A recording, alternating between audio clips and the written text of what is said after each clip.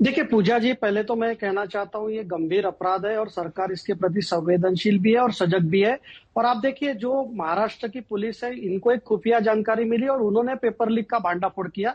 तो ये कोई मतलब, मैं कोई इसका डिफेंस नहीं कर रहा हूँ, लेकिन मैं आपको तथ्य बता रहा हूँ कि ये सरकार के तरफ से ही खुफिया जानकारी के तहत इसका भांडाफोड़ हुआ है।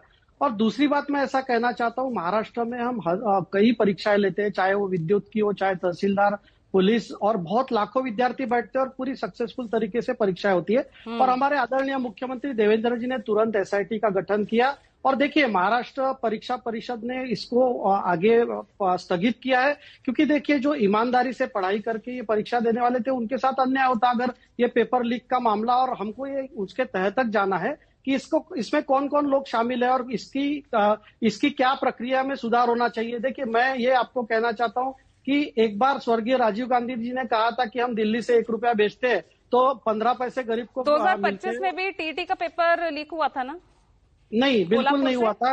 अच्छा। नहीं नहीं, बिल्कुल नहीं हुआ। दूसरी बात मैं आपको कहना चाहता हूँ, अच्छा, तो नरेंद्र क्या मोदी। हुआ था एक बार वो तो बता दीजिए, खबर तो नहीं, आई मैं थी ऐसी। आपको देखिए, 2026 में जो 28 जून का 27 जून को मामला आया, मैं उसके बारे में आपको कहना चाहता हूँ। 2025 का तो बताइए, टीटी का ही पेपर था, कोल्हापुर नहीं से लीक लीक हुआ था। नहीं, लीक नहीं हुआ था। फिर मैं तो आपको नहीं, आप देखिए, अपन आज की बात की चर्चा करेंगे तो अच्छा रहेगा, मुझे ऐसा लगता है। 2026 में सरकार ने अरे एसआईटी बनाई 2025 है। में ही सख्त कदम उठा लिए जाते तो अरे 2026 का ये कांड नहीं होता ना, फिर वो लाखों सपने नहीं टूटते। पूजा जी, हमको अगर इतिहास में जाना है तो राजस्थान में से 19 में से 17 पेपर लीक हुए थे। कांग्रेस के अच्छा, सरकार में कई पेपर लीक हुए। तो मैं वॉट एवर नहीं जाना चाहता। मैं जिम्मेदारी के चले साथ गए कहना आप चाहता हूँ कि आप चले गए नहीं, साहब। पूजा जी, मैं नहीं गया। मैं सरकार की तरफ से आपको ये कहना चाहता हूँ कि सरकार ने इसका भांडाफोड़ किया है और जो भी कमियां अगर परीक्षा सिस्टम में है, सरकार उसका सुधार करेगी। और जो ईमानदार व्यक्ति है, जो स्टूडेंट्स है, उनके साथ अन्याय ना हो, जो प्रेस इसलिए रिलीज सब काम जारी किया। की गई है Maharashtra State Council of Examination की तरफ से, उन्होंने कहा कि in the light of irregularities observed during NEET 2026 examination, the Maharashtra State Council of Examination had implemented all necessary security measures. तो यही सुरक्षा उपाय किए गए थे क्या? देखिए पूजा जी, कैसा है, पेपर लीक का भांडाफोड़ महाराष्ट्र की पुलिस ने किया। अगर उसमें कुछ कमियां रह गई है, उसकी जांच सरकार करेगी, एसआईटी बनाएगी। और मैं आपको कहना चाहता हूं कि केंद्र सरकार ने और राज्य सरकार ने, इसके पहले डीबीटी जैसे इसमें भ्रष्टाचार होता था, हमारे 51 लाख करोड़ डायरेक्ट लोगों के अकाउंट में जा रहे।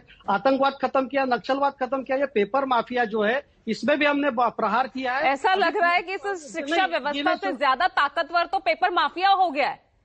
देखिए, राष्ट्रीय स्तर के इस नीट एग्जाम घोटाले के बाद भी उतनी हिम्मत है, जब सरकार तमाम दावे कर रही है सख्त कार्रवाई के, उसके बाद भी इतनी हिम्मत कि महाराष्ट्र के एक हफ्ते के अंदर दूसरा पेपर लीक। देखिए पूजा जी, मैं कहना चाहता हूं कि यही नरेंद्र मोदी जी की सरकार है जिन्होंने 2024 में कानून लाया, public examination prevention of unfair means, जिसमें वो बेलेबल। उसके बाद क्या हुआ? 2024 में कितने पेपर लीक हुए? देखिए पूजा जी, मैं आपको अगर आंकड़ों के साथ मैं नहीं कहना चाहता, एक पेपर लीक भी ये गंभीर मामला है, इसका कोई डिफेंस नहीं है। लेकिन अगर ये माफिया के खिलाफ एक्शन हो रहा है तो इतने साल से जो माफिया है उसमें बहुत कम हो गया अभी। और आप आने वाले पीरियड में देखेंगे, महाराष्ट्र सरकार हो चाहे केंद्र सरकार हो, इतना बड़ा प्रयास करेगी। आपकी सरकार के 10 सालों का हिसाब है, 90 पेपर लीक है। पूजा जी, आप कहां से आंकड़े ला रही है मुझे नहीं समझ में आ रहा, लेकिन जो पेपर लीक के मामले हैं बहुत कम हुए हैं। और हम तो चाहते हैं कि एक भी पेपर लीक का मामला नहीं हो। हम इस पेपर लीक माफिया पे पूरे हिंदुस्तान 2014 से 2023 और हम इनमें देखिए आप कहां से आंकड़े ला रही है, आप मुझे नहीं पता। अब आपके पास आंकड़े नहीं है तो इसमें मैं कुछ कर नहीं सकती। अरे भाई, गूगल सबके पास है, कर लीजिए गूगल बैठे बैठे, आप भी आ जाएगा आंकड़ा आपके पास भी। अरे मैं आपको सरकार की तरफ से ऑफिशियल बता रहा हूँ कि हम इसके खिलाफ बहुत बड़ी मुहिम खोल रहे हैं। पेपर लीक हुए? आप तो कह रहे 2025 में कोल्हापुर में भी नहीं हुआ, आप तो कह रहे कि जब कानून ला दिया गया सख्त कानून, उसके बाद पेपर लीक नहीं हुए। आपकी इन बातों को मानूं क्या मैं? अरे पूजा जी, मैं ये कहना चाहता हूँ कि अगर पेपर लीक का भांडाफोड़ महाराष्ट्र की पुलिस ने किया है, ये पेपर लीक होने के बाद पेपर लीक हुआ ही क्यों? पेपर लीक हुआ ही क्यों? देखिए, मैं उसको डिफेंड कर रहा हूँ। भविष्य के साथ इसी तरह खिलवाड़ होता रहेगा। बाकरे साहब, जवाब इस बात का दीजिए।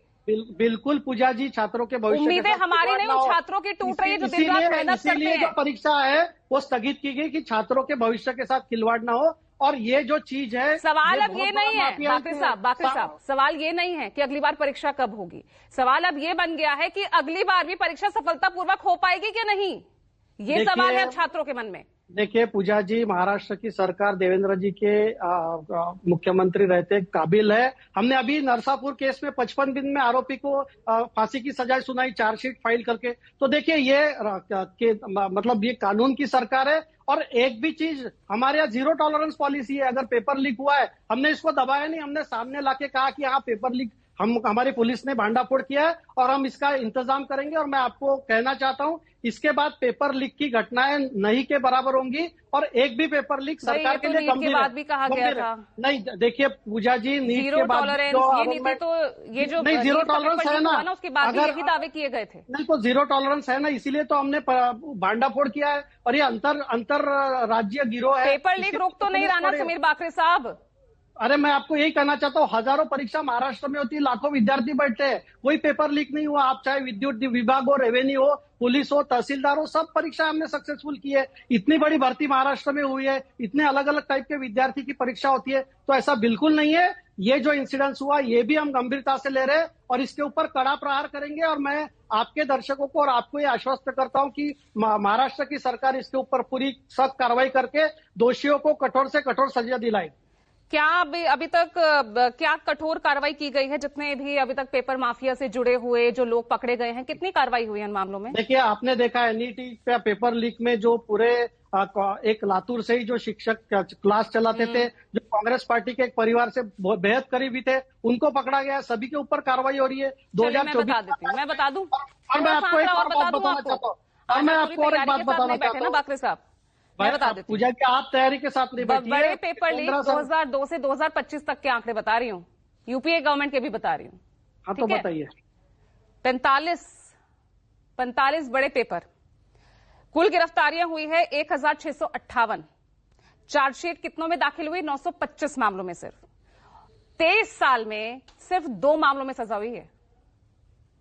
देखिए तो क्या आप चाहती है कि पुलिस अपना काम करे, चार्जशीट फाइल करे और न्याय प्रक्रिया में अगर उनको सजा नहीं हुई तो हम थोड़ी उसमें ये कह रहे हैं। हमने तो इसलिए सख्त कानून बनाया। 2024 का कानून इसीलिए बना कि जो एग्जिस्टिंग कानून था उसमें उतने प्रावधान नहीं थे, इसलिए 2024 का कानून बना। आप 2024 के बाद का जो कन्विक्शन है वो देख लीजिए। और मैं तो चाहता हूँ ये ऑर्गेनाइज क्राइम की श्रेणी में इसको रखा जाए, इनके ऊपर मौका लगे। और ये तो एक मतलब मैं कहना चाहता हूँ समाज के खिलाफ आतंकवाद का विषय है, पूरे विद्यार्थियों को डराना और विद्यार्थियों। चलिए नीट पेपर लीक का ही आंकड़ा आपको दे देती हूँ और बहुत पीछे नहीं लेके जाऊंगी। नीट पेपर लीक मामले में जो मास्टरमाइंड था संजीव मुखिया, 90 दिनों के भीतर कोई चार्जशीट दाखिल ही नहीं की गई। मनीष रंजन जो हॉस्टल मालिक था, कोई चार्जशीट दाखिल नहीं की गई। सिकंदर यादवेंदु जूनियर इंजीनियर था, वहां पे कोई मजबूत सबूत ही नहीं पेश कर पाए। ऐसे कई और ऐसे लोग हैं जिनके खिलाफ कोई चार्जशीट दाखिल नहीं की गई, वो बेल पर है। देखिए पूजा जी, आप भी जानती है नरेंद्र मोदी जी की सरकार में बिल्कुल पॉसिबल नहीं है। देवेंद्र जी की सरकार में यहाँ अपराधियों को उन्हीं की भाषा में समझाया जाता है। और आप देखिए जो नीट पेपर लीक है, कितने बड़े बड़े लोगों को पकड़ा गया उसमें। इतने बड़े क्लास चलाने वाले हो, चाहे कोई भी प्रोफेसर हो, किसी को बख्शा नहीं गया और उनको कड़ी से कड़ी सजा होगी। मैं आपको फिर आश्वस्त करता हूँ, नीट पेपर लीक हो चाहे महाराष्ट्र का पेपर लीक हो, एसआईटी इसीलिए गठन किया। हम कोई चीज पे पर्दा डाल नहीं रहे।